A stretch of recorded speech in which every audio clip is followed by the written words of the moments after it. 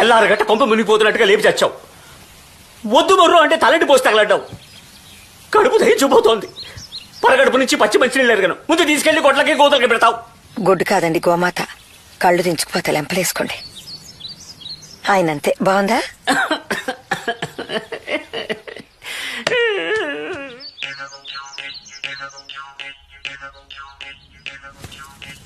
కడుపు కాస్త మాడితే 2 ముద్దలు ఎక్కువ తింటారని.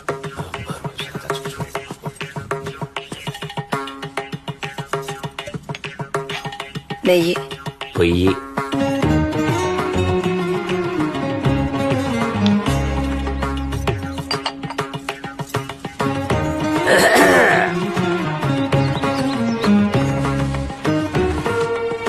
అద్భుత,